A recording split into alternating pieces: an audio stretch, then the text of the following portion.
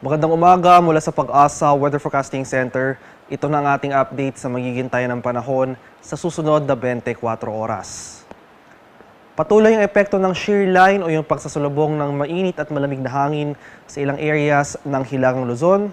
Samantalang itong easterlies naman o yung mainit na hangin galing sa Karakatang Pasipiko ang nagdudulot ng mga kalat-kalat na pag-ulan na may pakulog at pagkilat sa ilang areas ng Southern Luzon at itong eastern section ng Mindanao. Samantala, maaliwalas sa panahon na ating inaasahan sa Metro Manila at sa nalalabing bahagi ng ating bansa, may tsansa pa rin ng mga isolated rain showers or localized thunderstorms. At para naman sa magiging lagay ng ating panahon ngayong araw dito sa Luzon, dahil pa rin sa epekto ng shear line sa mga lalawigan ng Cagayan, kasama na dyan ang Batanes at Nubuyan Islands, makakaranas pa rin tayo ng mga kalat-kalat na pag-ulan na may pagkulog at pagkilat. Same weather conditions rin ating inaasahan sa areas ng Palawan at Calayan Islands. Bunsod naman ng easterlies o yung mainit na hangin galing sa Karakatang Pasipiko. Kaya sa mga nabanggit na lugar, maging handa at alerto tayo sa mga banta ng biglang pagbaha at pagguho ng lupa, lalong-lalo na kung tuloy-tuloy ang pag-ulan na ating mararanasan. Samantalang sa Metro Manila and the rest of Luzon ay generally fair weather conditions sa ating inaasahan, mainit at malinsangan sa umaga hanggang sa tanghali. Pagsapit ng hapon hanggang sa gabi, magkanda pa rin tayo sa mga biglaang buhos ng ulan na dulot ng localized thunderstorms. Temperature forecast para sa mga areas ng Lawag at Tuguegarao ngayong araw, posible maglaro mula 24 to 33 degrees Celsius. 17 to 24 degrees naman dito sa Baguio City at sa mga areas ng Metro Manila, Tagaytay at Legazpi, temperature forecast natin ay posible maglaro mula 22 to 33 degrees Celsius. Sa Puerto Princesa at Calayan Islands, ang gota temperatura ay mula 25 to 33 degrees Celsius. Sa bahagi naman ng Visayas at Mindanao, patuloy na makakaranas ng mga pag-ulan ang silangang bahagi ng Mindanao, bunsod rin ng easterlies o yung mainit na hangin galing sa Karakatang Pasipiko.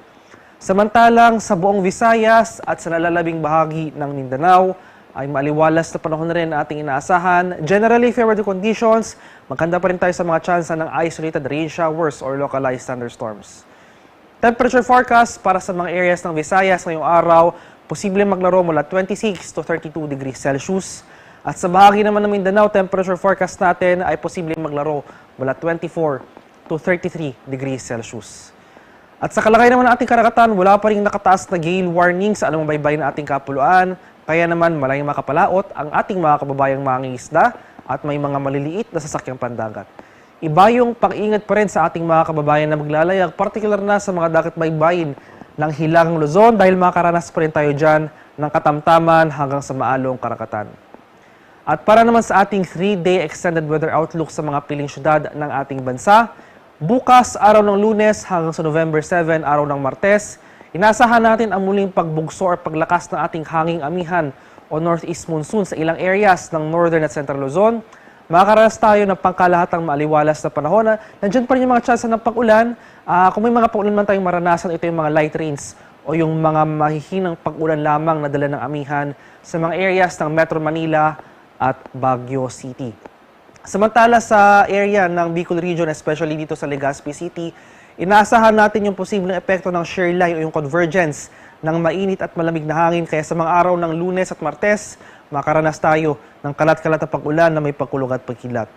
Buong Visayas at Mindanao naman, sa mga areas ng Metro Cebu at Metro Davao, ay magpapatuloy yung magandang panahon. May tsansa pa rin ng mga pag-ulan na dala ng thunderstorms kadalasan sa hapon hanggang sa gabi.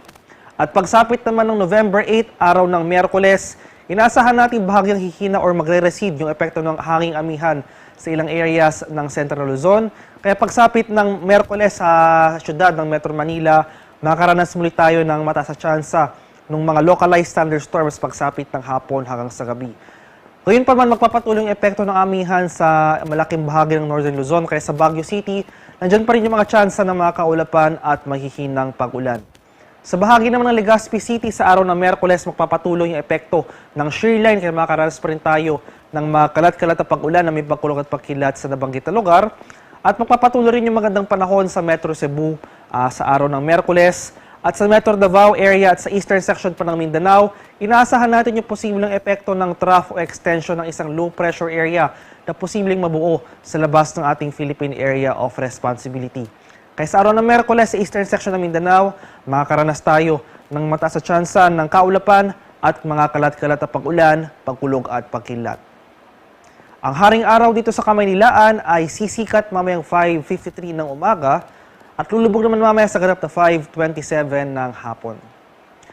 At para sa karagdagang impormasyon tungkol sa ulat panahon, lalong-lalo na sa mga thunderstorm advisories na posibleng i-issue ng ating mga Pag-asa Regional Center sa ating mga lokalidad, ay follow kami sa aming social media accounts at DUST_Pag-asa.